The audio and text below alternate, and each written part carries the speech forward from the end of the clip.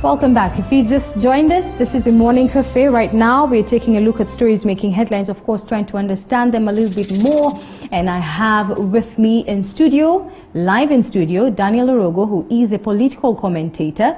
Daniel, good to see you in studio. Good to see you. Good morning.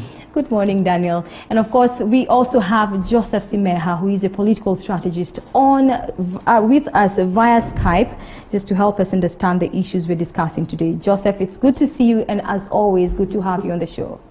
Good to see you too. Good morning. It's my pleasure. Good morning. Well, gentlemen, a lot happening in the world of politics. Of course, today's discussion all about politics.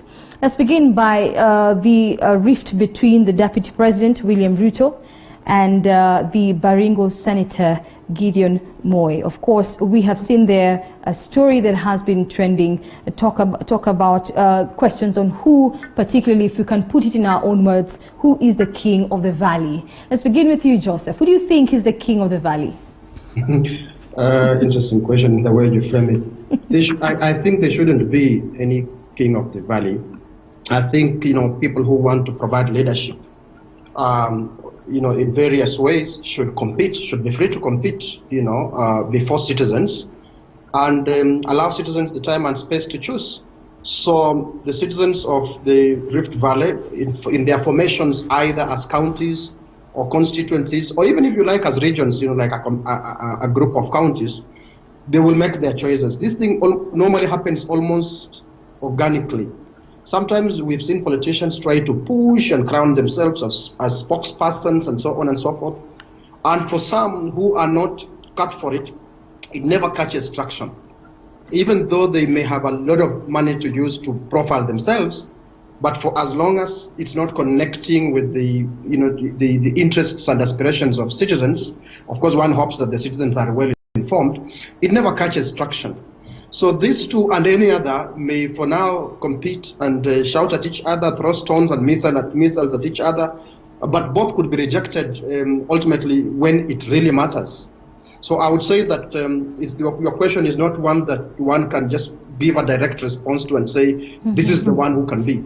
But it depends on how they perform in terms of profiling themselves politically, in terms of connecting with the citizens of the region that they are competing to lead. All right, let's hear from you, Daniel. What do you think about what I asked when we began the discussion?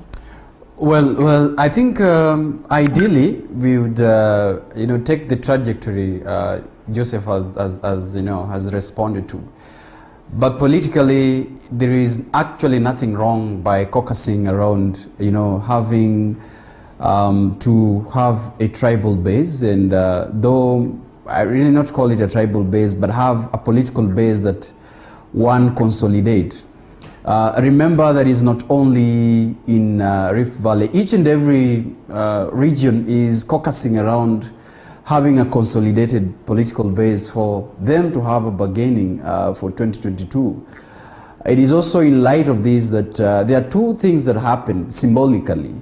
One is that during the burial of the late president, Daniel Toroitich Arap Moi, the son, the eldest son was given, I think, the symbol of Rungu, and he handed it over to Senator Gideon Moi and say that even though I am the eldest son, but you are the political leader of the family and the tribe as well. So that had to be encountered by what the coronation exercise that we saw on Friday, that the Talai elders had actually have to,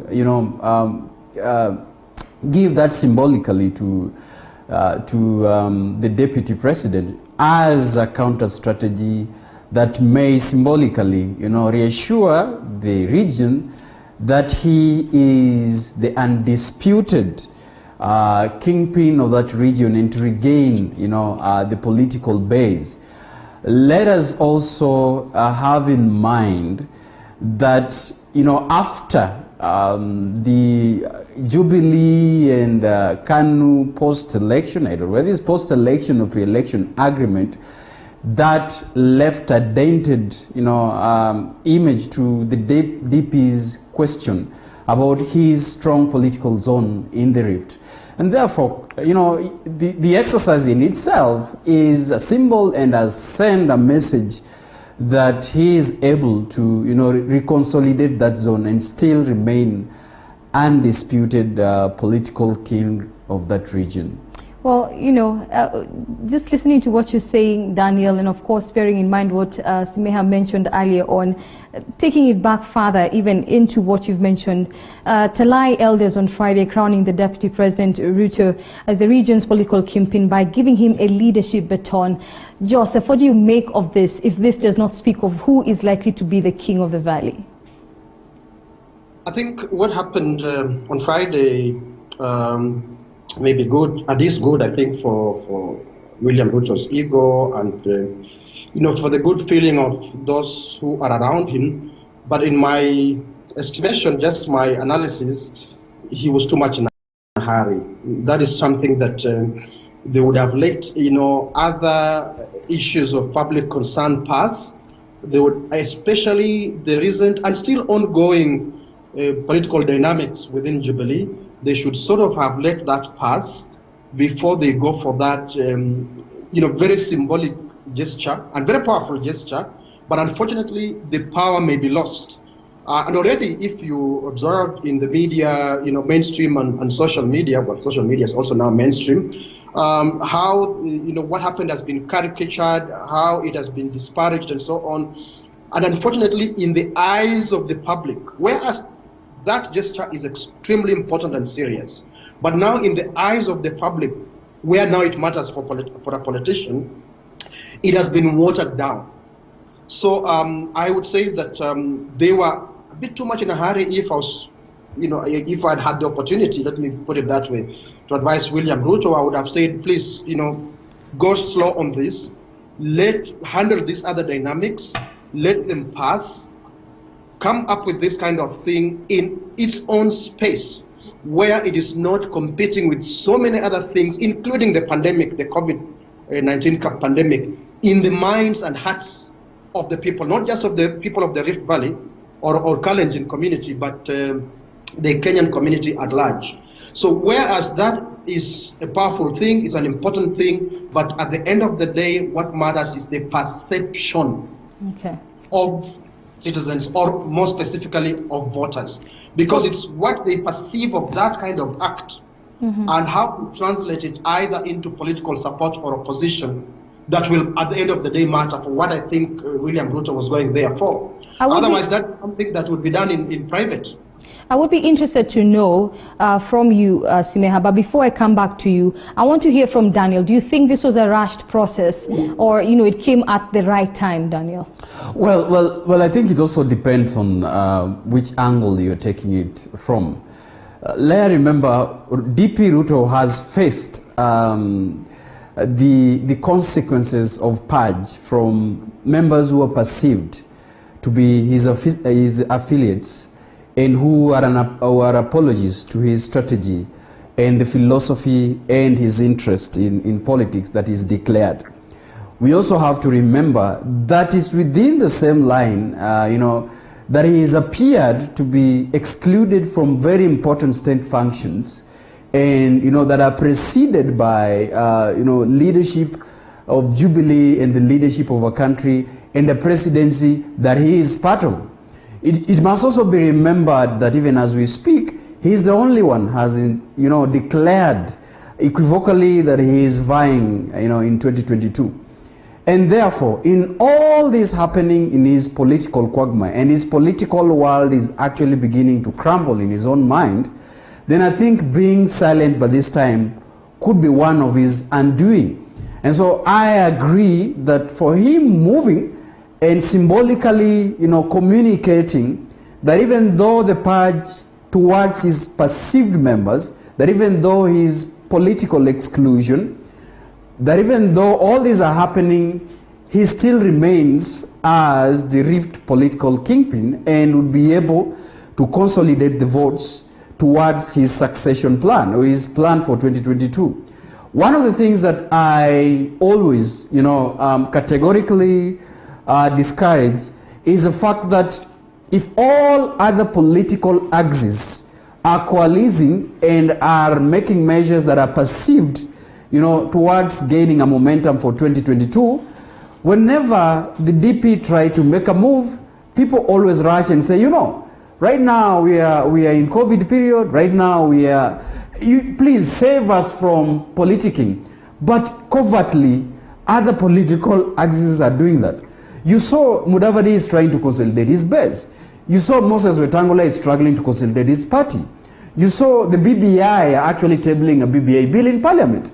But all this, William Ruto has been silent and has been in the backyard. But the moment he moves, you know, to begin to have a slight political maneuvers, even in the silence of coronation exercise, everybody is up in arms asking, why are you doing this on your end? So I think it's important for him to do what he can do. And I agree, respectfully agree with Joseph, that this might appear to be too early, but to me I think is a systematic and a sure step of appealing to his followers that is not just silent in the face of a political quagmire on his Some side. of Gideon Moi's allies believe, or rather they feel, that this move by the Deputy President was basically a political desperation move, seeking sympathy from the Kalenjin community.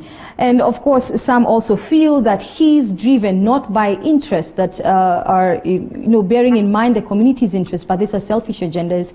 What would you make of this sentiments coming from the allies of Moi, Joseph?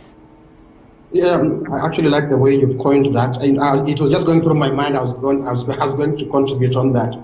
Notice that even we here are discussing Gideon Moi, but in the last almost 2 months actually, have you seen him do anything very public? It's about strategy.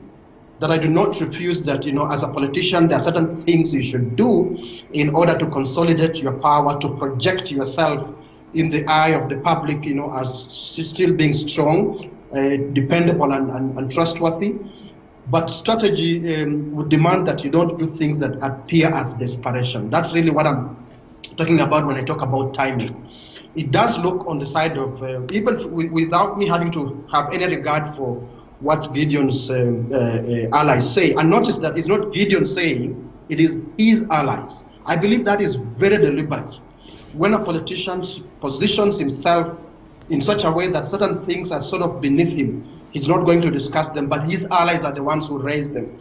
That politician is positioning himself on a higher pedestal than the one being discussed by, you know, his allies who are lower than him. So it's really a matter of strategy, and I think it could just work against William Ruto. I totally agree that there are certain things as a politician, by the way, in substance, much as he has been painted as William Ruto, that is, has been painted as an evil and terrible and so on, in substance, he's not any different from, you know, his colleagues, that, you know, the people playing in the same league. There's a very little difference. But it's in terms of form, it is form that is really the undoing of William Ruto. He should read all these books like 48 Laws of Power and The Prince, just 2 books actually, 48 Laws of Power and The Prince, and have advisors that can tell him these kind of things. Let me quickly make a comment on what my colleague there has said. I do not think there's any consolidation that Mudavadi is doing. I come from the same county as him, and parading yourself at your office with different kinds of you know, politicians for photo opportunities is not consolidation. I don't think there's any consolidation. I'm sorry if I'm running ahead of you know, what you want to discuss, but I don't think there's any consolidation that Wetangula as well is. Wetangula is actually fighting for his political life, not consolidating. Well, gentlemen, as we move away from this particular topic, I think one question that lingers on my mind, and perhaps the minds of many Kenyans who are watching today, is: do you think that the Deputy President will be able to solidify the Rift Valley political bedrockers, especially considering that KANU and CCM have been making, or rather have already made, forays? That question goes to you, Daniel. Oh, well, yeah. You know, exactly. I think the perception and everything is pointing towards the direction of. I like the word that you say. It's solidification of his, you know, his political base. And yes, I agree. Because while you're looking at that keenly, his political zone is actually being, being penetrated by different political, political angles.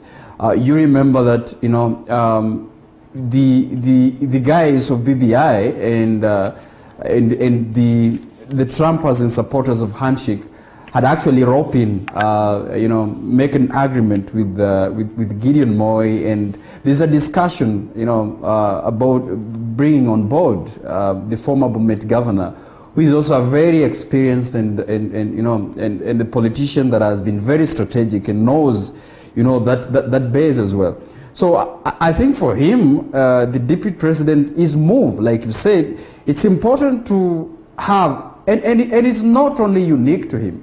Everybody, every politician, and I think we are agreeing to this, that before you have to go and negotiate or form coalitions or reach out to other political partners, your political, background or your political bed has to be solidified in a manner that you have to appear to have taken control. So I think his move confirms that he is realizing his wisdom, that the most important thing, first of all, before he goes out to reach to other regions and other political affiliates, it's important to reunite his, his Rift Valley political bedrock, for him to be assured that wherever he moves to form coalitions, he already have his political base in control and in firm grip of his followers in that. Let's just hear from... Yeah, so I think it's within his political, strategy to have that intact as well. I just want to hear from you, Joseph. Having listened to what Daniel is saying, Ruto's attempts to solidify his presence in the Rift Valley political bedrock, do you think he will be successful? By the way, I just go back to what I said, the perception of desperation. If you just reflect in your memory, and not too long ago, just take 2019 alone, up to just early 2020, just before coronavirus set in, and also what is happening in Jubilee. The perception that William Ruto liked to create was that Rift Valley and Central solidly behind him. Now he was going around trying to win the rest of the country, and particularly he was persistently going to Western and the coast. Now suddenly he's having to run back to Rift Valley, which for many years of Jubilee, he has tried to show that this is in the bag and Central is in the bag. Now, of all the places, his home base, he's having to run back. That shows you something. That his level of desperation, that shows you what must be happening to him. The desperation to hold on to what seems to be slipping away, because of exactly what my colleague there has said. Not only, other politicians, Raila Odinga, Uhuru Kenyatta, working particularly with, other notable politicians in the same base, the other Ruto from Bomet, Isaac, and Gideon Moy, and others from the same base. And it's really, it's frightening William Ruto, I think, at least from what I can see in his public posturing and what he's doing in public, it's frightening him. He's having to run back. Otherwise, if he was totally assured, he would still continue with his, the forays he was having at the coast, in Western and a little bit in Northeastern. But now I can see that he's a desperate person. He's hanging on to a pole that is slipping, that he's trying to go back and ensure that he doesn't lose this. I fear that unless he really changes strategy, as I've said, I wish again to emphasize, it's not as if he, as a politician, in substance, he's fundamentally different from the others playing in the same league. It is just form. And unfortunately, he is falling into the trap. If I have to, speak for him, he's falling into the trap, the political trap set by his colleagues, who know that it's very easy to work on people's minds when you scratch on the form that William Ruto is using, and therefore people then don't get to examine the substance behind William Ruto, the substance behind his would-be competitors or current competitors. All right, gentlemen, I want us to move on to another topic here. Talk about the love-hate political relationship. As it appears, as some have noted, the relationship between Mudavadi and Raila termed as a love-hate political relationship. Before we go into what is even happening right now, developments as related to last week's occurrences, I want to hear from you, Joseph, and I'll begin with you. What do you make of the relationship between Raila and Mudavadi? You know, I have had the advantage of observing it closely for quite a while, actually. You know, earlier since 2002, when I was a much younger person, I don't in politics, but in subsequent political processes. And I would just say that Raila Odinga is extremely patient, and I think he probably has a very special spot for Musalia Mudavadi in his heart, because at the moment when it really, really matters, it does appear to me that Musalia Mudavadi just gets it wrong. He just he just lets things slip through his fingers. And amazingly, when the next opportunity arises for political competition, Raila Odinga seems to go back for him. I do not know now what's going to happen this time, whether Raila Odinga has finally had it. But when Musalia Mudavadi and Wetangula say that, and others, to be fair to them, it wasn't just the two of them, when they say that they have mobilized Western to support Raila Odinga, and Raila Odinga has taken for granted their support, I disagree with them. I know for a fact that it's not true. I know, for example, for a fact that if it wasn't for Raila Odinga, Wetangula would never have won his senatorial seat in Bungoma. I know for a fact that in many ways Raila Odinga has beaten Musalia Mudavadi, not just in Western, in Vihiga County, where Musalia comes from. Right now, the governor, there is an ODM governor sponsored by Raila's party, but Musalia had a candidate in the last elections for governor, and Raila Odinga defeated him. So Raila Odinga's support in Western is not through regional or local kingpins. It is direct. And this is a very important background for that relationship. This is something that Musalia, in my opinion, should have observed, reckoned with, and then fashion his strategy if he wants that support, political support. Fashion his strategy in such a way that he also directly benefits from that support without alienating Raila and Raila's other supporters from other places. All right. Well, Joseph, very stern sentiments there, talking about it's a fact. But I want to hear from Daniel. Do you agree with what Joseph is saying, Daniel? Well, to some extent, all of us here know very well that, in politics there is no really personal or love-hate. What remains is permanent interest. And I think right now what we are seeing is wherever Musalia Mudavadi's interests converge with Raila's interest, then I think they both work together. And when those political interests seem not to be converging in certain times, they actually, follow their own different paths. And I think you can see this from all the way from 2007 and 2013 and 2017, where to some extent both have come together in 2007, left in 2013, united back in 2017, and right now again, it seems that they are not holding together because probably their interests do not converge. But like you said, a day in politics is quite a long time. First of all, I think want to see this from a different dimension, for the fact that right now all political players, again, we are coming to all political players who actually are, up and down, here and there, jinxing themselves to 2022. Everybody is trying to find a place where, his or her interest can be met. And one of the things that I've actually seen, and Joseph had actually confirmed it, and I agree, is the fact that for a long time, Raila has been, accommodative and always looking for Mudavadi if their interests are working together. The formation of NASA in 2017, with Mudavadi becoming even a chief campaigner for NASA in 2017.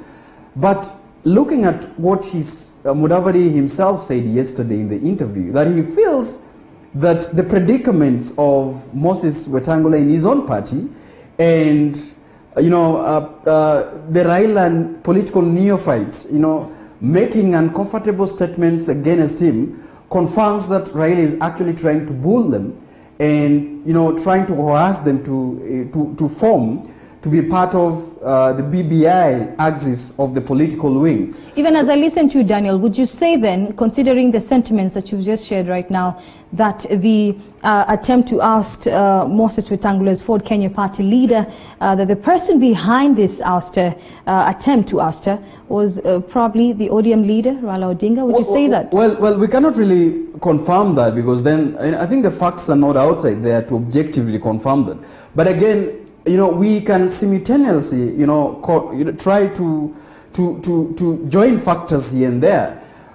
For a party leader to go into the, you know, national press and say that, you know, the turmoil within my political party is coming from, you know, a leader that is within the NASA coalition, it's actually a statement that should not be underrated.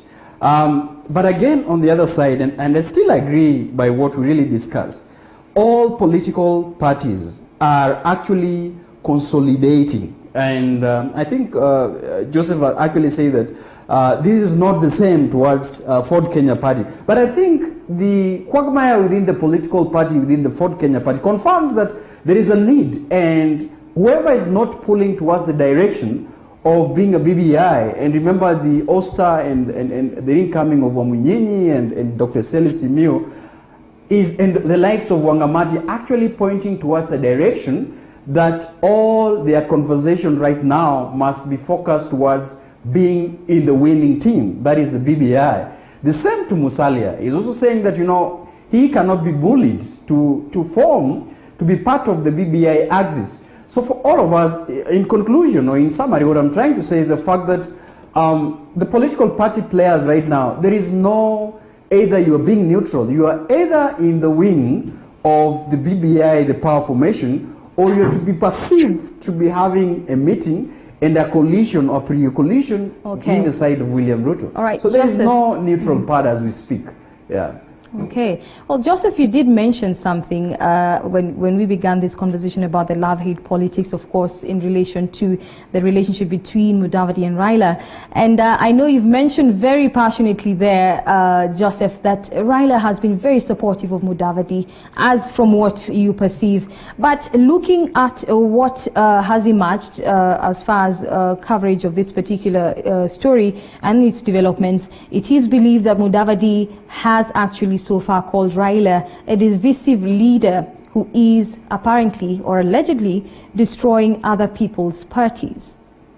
What would you make of these sentiments, Joseph? Let me tell you something that I've learned in politics, you know, both in theory and in practice. People only negotiate with you when they determine that either you can hurt them, you have the potential to hurt them politically, or to benefit them. If they don't see any one of these two, that you can either, if they ignore you, you can hurt them, or you have the potential to benefit them. If they don't see any of these two, they will seek to destroy you. And there is totally nothing wrong in political competition with me in my party wanting to destroy another political party, a competitor party. For as long as I'm doing it within the law, I'm not going below the law or against the law. For as long as I'm not doing anything unethical. To foster insurrection in a competitor political party is a perfect and acceptable part of this political game. That's what happens. So if it is true what Musalia said about Raila being the one responsible for wrecking their parties, then it is a serious self-indictment. He is saying that we are so weak that Raila does not even consider us as a threat or a potential benefit. So therefore he is wrecking our parties. And you know, for as long as Raila is sticking to the law, that is part of politics, to destroy your competitor, to scheme and do anything possible to destroy your competitor. And if he is the one doing that, maybe he actually is, it's even a much more serious indictment against Musalia himself Musalia and Wetangula, because who is Raila then using? He's using their colleagues, officials of the same party, Ford Kenya Secretary General, fellow lawyers. So look at that. It's a serious self-indictment. They need to think twice before they make some statements in public. They are indicting themselves. They're actually shouting, "Whoa, look at Raila is finishing us politically." That is part of the game to finish them politically. All right, Joseph. You know, listening to what you said just now, and of course, just going back to what you mentioned earlier on, of course, it sounded like you were saying Raila's fortunes are not entirely dependent on what Mudavadi would make as a contribution towards his fortunes. But well, I want to hear from you as far as the Luhya community support for Raila is concerned. However, before you answer that question and we delve into that, I want us to take a short break, gentlemen. When we return, we take this discussion a little bit further, talk about also the Prime Minister post jitters. So don't go too far. The Morning Cafe will be back shortly. Type is Joseph Simeha, who is a political strategist. Joseph gave some very passionate remarks, but equally Daniel as well. But before we took a break, I mentioned something in response and of course in relation to what you had said, Simeha. Talk about the relationship between Mudavadi and Raila right now. What significance does it have on the Luhya community support for Raila come 2022? Yeah, actually, my argument was and still is that the support of the political support of the Luhya community, or if you like, Western, because it's not only Luhyas who live in that region, is Musalia's to lose, and many times he has not disappointed. He's actually lost it. He's actually worked very hard and lost it. And you know, then Raila comes in last minute, does the right thing, says the right things that people are happy to hear, and wins that support directly, such that for Mudavadi to benefit from that support, he often has had to align himself with Raila. Even when Mudavadi ran for president in 2013, Raila beat him in that region, sadly for him. So there has to be something that you know, Mudavadi and his people close to him need to examine. What is it that they are not doing right? What is it that they're not getting right, that they don't get that support? And you know, he's a likable person, he's an amenable person. He appears comparatively a decent politician. But unfortunately, he is not viewed as an aggressive, strong leader. And I think for me, amongst many other things, that is the foremost. That when people don't, even your own people, don't see you as aggressive and strong enough to defend their interests within the region and on the national stage, then they will not just give you that support for granted. They will look at whoever they think is a strong and aggressive leader who can listen to them and defend their and protect their interests. Your sentiments, Daniel? Well, I think that in itself, the way Joseph has talked about it, one of the things that I always appreciate about the Luhya or Western or Mulembe nation kind of politics is the outright democracy that is, you know, it's in that region. And by the fact that this is a region that the way he's put it is that when you endear yourself to them and appeal to them with, you know, what appeals to their interest, then regardless of your political affiliation, regardless of your, you know, your ethnic background or other things, other factors, you stand to be elected. So, and as much as the dynamics that exist in Mulembe nation has really been, you know, to some level detrimental to the kingpinship or you know, any leader coming and saying that I am de facto Luhya leader, like before, then it has always served as an epitome of, you know, democratic politics in the region. Unlike, you know, a region where I come from in Nyanza and Siaya, where there has been a constant dominant political party, where if you have a contrary view to that, you know, opinion to that political party, then your political fortunes really always dwindle, or rather, you cannot really survive politically in that terrain. So I think let us also begin or practice to look at it from a more appealing political democracy level, where there is an existent act like political democracy in Western, Okay. and even in regions in Mary or other areas that have come forth to reassure democracy in this country. All right, Daniel. Well, let's move on, gentlemen. Another story here making headlines across the local scene. Look at this story. Of course, developments are expected this particular week. Talk about Aden Duale's fate. We do know that he seems to be that man with 9 lives. However, his future is still not very, very certain, because we can see that there are some politicians who are very determined and a bit disgruntled and in Jubilee Party, and they appear to be determined to see Duale off the majority leader post. Simeha, do you think he is safe, or he is still on the on the verge of perhaps losing his post in the future? I don't think he's safe, and neither do I think he has 9 lives. I don't even think he has 2 political lives. I think he just has 1. Yes. I think this time around he had some luck, and that luck is very short. It's going to run out. It's already running out. And that luck may be a certain coincidence of interests. One that I see very solidly is Uhuru Kenyatta's interests in the region that Duale comes from, and certain key players, political players in that region, whom Uhuru relies on a lot, whom Uhuru works closely with. If they pitched in for and on behalf of Duale politically, in terms of his political position as leader of majority, Uhuru Kenyatta may not want his hand to be openly seen as being the mover of things when they get, notice I'm not saying if, but I'm saying when they get Duale off that seat. And one of those players, if I just give one example, is Senator Mohamed Yusuf Haji, whom Uhuru Kenyatta has worked with very closely in Kanu, who is a carryover from Moi, just like Uhuru himself. And they have a long history, and if you notice, Uhuru Kenyatta has relied on him a lot on the BBI process. But then that doesn't mean Duale is safe. It just means that Uhuru can have it both, get rid of Duale, but not be the one to blame.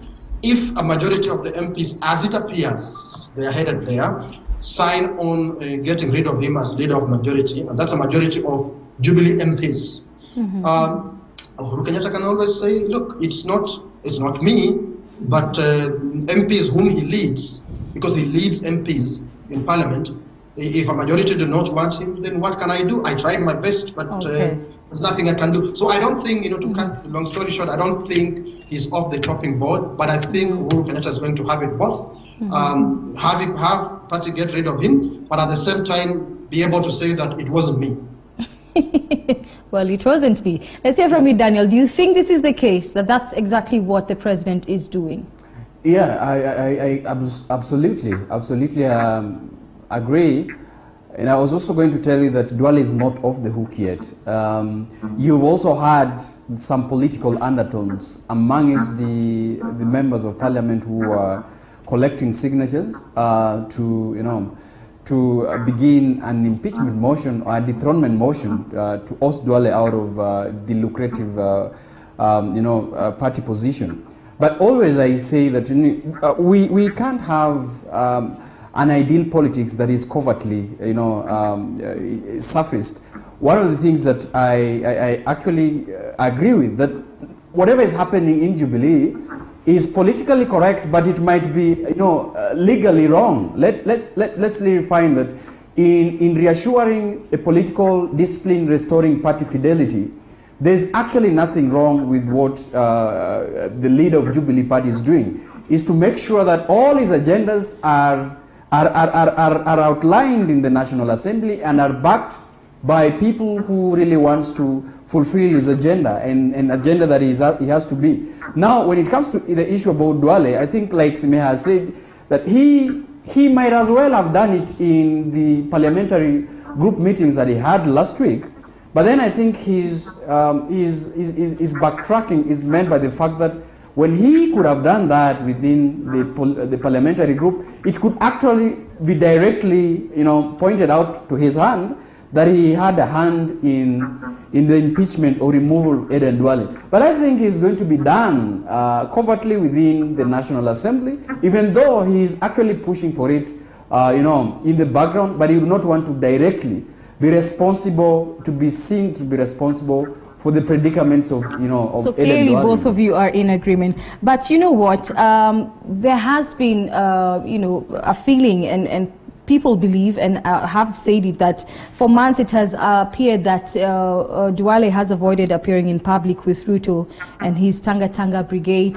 Of course, the question is this because he has been silently perhaps aligning himself to the president's development agenda, and maybe he may actually survive because something might be happening that many of us do not know. Would you say this is the case, Joseph? No, I don't think that's the case. Indeed, it's true that he has some commentators have said he's trying to be formless, appeared sort of to flow with the current, but in the past he has, excuse me, he has demonstrated a very strong position of support for William Ruto. Been very careful not to say anything negative, like Ruto, unlike Ruto's backers, the Cherargeys of this world, the Sudis of this world, and so on. Been very careful not to say negative things against Kenyatta, but at the same time attack a process that Kenyatta considers very important to him and his legacy, and attack Raila Odinga a lot with regards to that process. That's the BBI process. So I do not think that that so-called formlessness, or whatever name one may want to give it, is going to save him. I think it's really just managing perception. I think for Uhuru Kenyatta, it is about managing perception in the region that Duale comes from. Look, ask yourself honestly, politics is a very selfish, very, very selfish game. They are going to ask themselves, what do we lose? What do we lose even if people are unhappy? People in Garissa are unhappy. And remember, in that region, the clanist nature of politics. It doesn't mean that if you ask, what's his name, Duale, that you are upsetting everyone in northeastern, every Somali. No, you're not. They are those who will celebrate. And his position will be very quickly filled, his position in the region will happily and very quickly be filled by some other local competitor. So that, unfortunately, is the nature of the politics, and I know that these people who want him out know that, perhaps even better, or they have been advised that there's not much we lose. We can ask him, but just let us not appear that we are the ones doing it directly. Let us just, set him up for slaughter and hand him over to MPs, and give MPs a quiet signal that he's go ahead and do what he wants. The question then, talk about formlessness. If you would look at the current situation, and even listening to you, Joseph, Daniel, I would be interested to hear from you. So who do you think, if we can speculate, who do you think Duale is in support of, whether it is Ruto or the president? Whose protege is he? Well, I think that I come back to what you say, that sometimes you have to be formlessness to avoid being taken off track politically. I am still for the opinion that silently and secretly Aden Duale and his appearance, his body language is within the deputy president camp. And I think this is also what the presidents and the Kileweke wing are actually not really satisfied that his survival will still it was desired as we speak. My issue is not even the survival of Aden Duale, but my issue is that they, apart from sparing and not trying to upset the northeastern vote bloc, but I think Aden Duale is pivotal when it comes to even still pushing for the remaining bills, or the table bills, the BBI, for example, to mobilize and coalesce around it, because he's been, look at his track record even within the National Assembly, that even apart from him being a political motor mouth, to say the least, but Aden Duale has actually performed his work as the the minority leader within the party. So I think the hiking that president and the wing is also considering the fact that as we scare him to try to conform to the agenda, but it's also important in his bravado because we want him to vigorously and campaign through this agenda that we might want in the National Assembly. But I think that he's like Joseph has said, that he's being weighed. He's in a political beam. He's being weighed that in a manner that he tries to to be very affiliates inside of deputy president. Then I think his time on the chopping board will definitely come. It all depends on how he plays this game through. But I think they still need him to pioneer and still push for the bills that are pro-government within the National Assembly and the House as well. Gentlemen, the Prime Minister post GTES. That's our next discussion. The Deputy President, William Ruto, saying, well, he feels this is not the time to talk about different changes in the government as far as also constitutional amendments are concerned. The feeling, he says, is that Kenyans have more pressing needs to address. But really, is this the case, Joseph? Is this really the reason why he's objecting the amendment? Yeah, the fact is, in my understanding, the big problem that Kenya has is a problem of leadership and governance. The nature of the state that we have, the governance infrastructure that we have, for as long as it remains intact, those two remain intact, there's hardly anything one is going to do to fundamentally change the fortunes of this country. The most that one could do perhaps was done during the Kibaki-Raila time. But you see, the nature of the state remained, the nature of the governance architecture remained. We ushered in the 2010 constitution, but the governance architecture and the nature of the state did not change.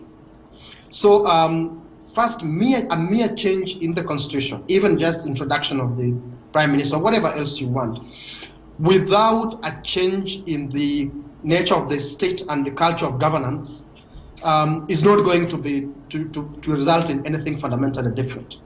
So what am I arguing? I'm arguing that it is important to revisit issues of the nature of the state that we have, issues of governance, the nature of governance that we have in this country. It is important. It's the right time that we revisit that. Whether that results in the creation of a position of a prime minister or whatever other position, I think this is something that has to be sold to citizens, explained to citizens, the logic and rationale explained to them, and have them buy in. In terms of just principle, just at the level of principle alone, if we can still reduce the powers in the office of the president, the powers of the national executive, that is good for the country. Now, whether we reduce that through introduction of the position of prime minister or whatever else, that I think is something to be put before Kenyans so that as many people as possible buy in. The other thing I just want to add is that right now Parliament has been and is so weak, one of the weakest links in our overall governance infrastructure, that if we are going to do anything that strengthens the position of Parliament in the interaction between especially Parliament and the executive, I think that is going to be good for Kenya. So it should not be, for me, it shouldn't then be limited to positions, but it should be also include the nature of representation that we end up deciding on, because then what makes a difference in terms of the link between the Parliament and the executive. I want to hear from Daniel. Daniel, why do you think the Deputy President is very strongly rejecting the calls to amend the law? I mean, Joseph has just said exactly what he feels, but I'd like to hear from you, Daniel. Well, I think I've also been very, skeptical about what really, why do we, what exactly do we have to amend in the Constitution in this phase? And I'm always torn in between, but my sentiments has been,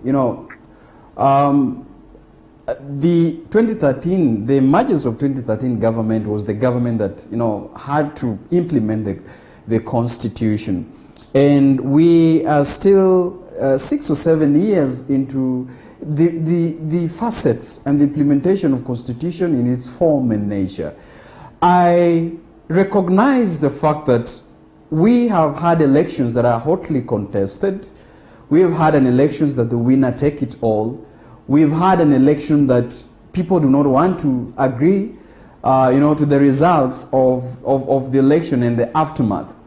But I am not for the opinion that the expansion of the executive and the introduction of a prime minister and the two deputy prime ministers really saves us from the hotly political competition. And to some level, I agree with Joseph that, we have a constitution that has not have a smooth infrastructure to be implemented. Looking at the governance and political governance system that we have is not really accommodative to the ideal politics. And then for me, I really want not to see that we don't have to amend, because of course we passed the constitution with a clause of an amendment to it, but then the question that we are putting to the public, I think, is not to go back to the undoing as we are passing the constitution, where we had a constitution discussion with positions in our mind, and therefore ended up that people who had those positions in the mind did not fill those positions, and therefore there was a quagmire. For me, I think it's important. Again, I come back that when we are having a constitutional discussion and we are in a constitution amendment dispensation, it is quite important to own the discussion and take it back to the citizens. Ask the interest group, ask the youth leagues, ask the trade unionists, what is really the honest political conversation that we want to have with the change the constitution, as opposed to political hijacking of the constitution. If we want to talk about the economic review and the salaries, I mean, we could have just hired Deloitte and the other to have a review of what our salaries are. We don't have to put it as a question or as a discussion in the constitution. So I think for me is about who owns, who is the mainstream of a political discussion. But I don't think that putting the position of a prime minister saves us from, is a reassurance of accommodating those who lost election. We could have, for example, the political leaders have themselves as the first in the nomination list. If they lose the election, then they automatically go to the parliament and have their discussion. The question then would be, I mean, isn't the current structure providing enough leadership as it is in terms of leadership positions, Joseph? Because the amendment that's being pushed for right now is basically to help create more leadership positions, but doesn't the current structure provide enough leadership as it is? Joseph. EBI task force, in its rationale, the reasons they gave for the recommendation to open up and expand the executive and do other things in leadership, unfortunately, in my personal opinion, wasn't the right rationale. It's not about, in my opinion, number of positions. It's about, as I've said, the nature of the state and the governance infrastructure. Look, if and when you want to fundamentally affect the options our society has to develop, you have to look at the political question. You will never run away from that. It's not, even when you want to look at the economics, it's not as simple as bringing Deloitte, as my colleague there says, and saying, analyze this for us. No, the problem is not that. The problem is the politics. That until and unless we experiment and get the politics right, we will still get everything else wrong. And you cannot run away from discussing the management of power in society. And when you discuss the management of power in society, you are going to discuss political positions of power. How you can ensure that you have an arrangement that ensures, as much as humanly possible, there's a balance, there are checks and balances, that this power is dispersed, that you are handing a lot more power to citizens by diluting what is at the top, in political management of this country. So I say that, we may limit it to, the cost, just the most obvious costs, salaries and what comes with those officers and so on. But there are other higher costs. It costs us in this country a lot more when we have such a powerful presidency that is not hardly doing anything in terms of, for example, corruption. The amount of money that we lose in this country to corrupt cartels and networks, some of them within his own office, as per his own admission publicly, that it would help us if we have a governance system that exposes those kind of things and limits the amount of resources, public resources, that hemorrhage through our political and governance system. So there are many ways in which we need to look at this. Yes, some are to do with just perception. This thing of, government is being dominated by two communities. It's important, much as it is about perception. It is important that everybody in this country, as much as humanly possible, is persuaded that we have an inclusive government. We have an inclusive system of governance. And if for now, the interpretation of that inclusiveness is a seeming representation of a cross-section of Kenyans in the politics and governance of the nation, then let's make space for it. Getting something wrong is not necessarily always useless or valueless. We get it wrong and then we realize that this quite wasn't the solution to the problem, but at least we made an attempt. Let us attempt again and see exactly where the solution lies. So I think revisiting the nature of the state we have, the system of governance, the governance infrastructure, and the character of our politics are all important for us to get it right and begin then to work on things like the economy. But saying that you can bring the economy, even the best economists, and put them on top of this faulty governance political system, it is still not going to work, in my opinion. Daniel? Go ahead, Daniel. I really have a reservation and going back to what you've asked, I still believe that we have a constitution. A constitution that if is implemented to its form and letter within its spirit. And I think that constitution by itself provided for checking the excesses of the executive. And that is why there was a very clear clause on independent institutions and independent commissions as well. That constitution gave an opportunity for the party that comes as a runners-up to form a very strong opposition parties to check the government through its excesses and all that. And one of the things that and I've said I agree to some extent with what my brothers and I have just talked about, but I think the fact that we cannot absolutely consider constitution obsolete in the facing changes of executive powers and still find that comfortable, sends cold shivers through my spine, because the precedence we are setting as a country is that a head of state, for example, can dissolve or can make pronouncements that are not in line with the constitution, and even has received an advisory from bodies like judiciary and other constitutional commission, but still go ahead in the guise of discussing a constitutional amendment. That makes me scared. And this is why I've said that it's important for us to honestly have a conversation. And I agree with Joseph has said this, honestly have a conversation. What is in stake? Even as we bring on board the public, even as on board the voters, what is the stake of the voters in the outcome of constitutional discourse? This for a time we really need to discuss, even as we speak right now, because we will always come here back again. And I can assure you that even as we are going to implement this constitution, even as we are going to amend it, introduce any segment that we want, we are still going to come back and say that we missed an opportunity, that we could have made it better. And therefore we left the very important segment, the inclusion of the interest of voters in the constitutional amendment. Daniel, your sentiments have just brought me all the way to my next question, because earlier Simeha just mentioned about management of power and how it is related to the amendment of the law.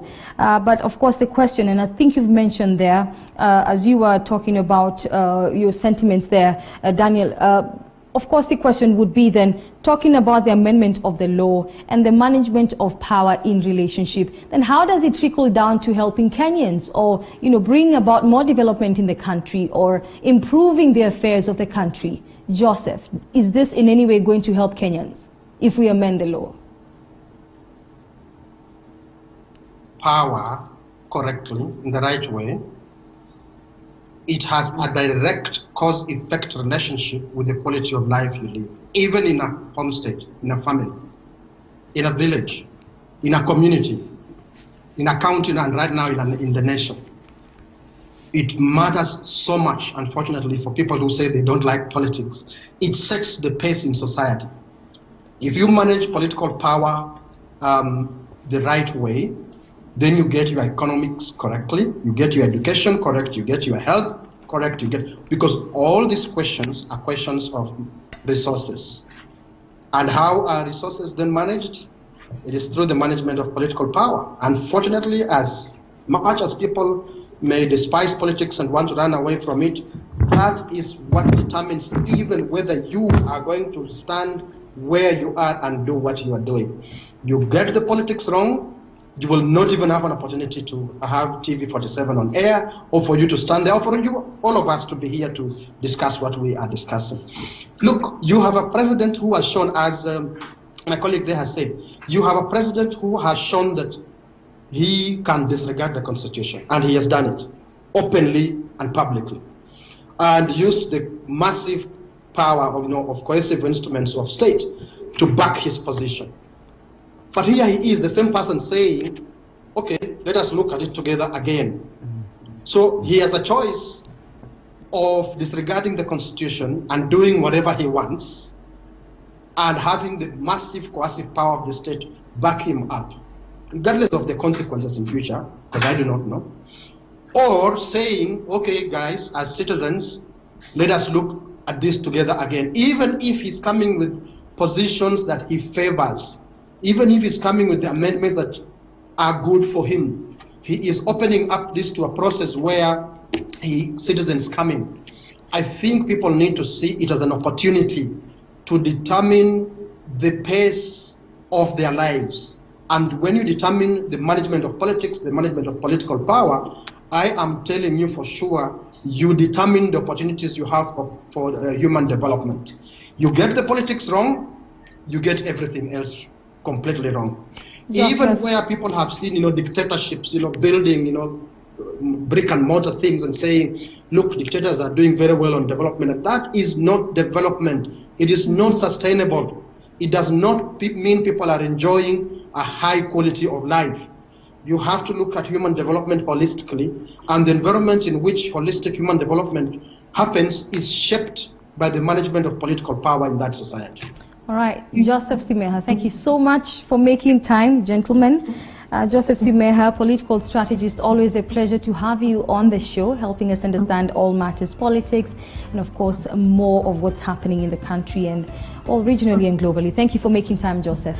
It's my pleasure. Thank you for having me, and have a pleasant day. You too. And Daniel Orogo, political commentator, always a pleasure. Thank you for making time to come all the way to our studios live. We appreciate your time always and a pleasure effort. to be here. Always a pleasure. Thank you so much for... Okay. Well, that has been a candid discussion, just highlighting all matters and developments as far as the world of politics is concerned. However, right now I want to take a short break. Remember, you can actually engage us through our social media platforms, that is TV47KE on Instagram, Twitter and Facebook. Of course, also you can send us a message through the number on your screen, and of course also you can call in through the number on your screen. The next discussion is something you want to remain and listen to as far as your concern is you're interested in learning a little bit more about fatherhood and understanding the man and the relationship between a man and introduction into the world of fatherhood. Well, I want us to take a short break. When we return, we'll have that discussion with my guest in studio. So don't go too far. The Morning Cafe will be back shortly.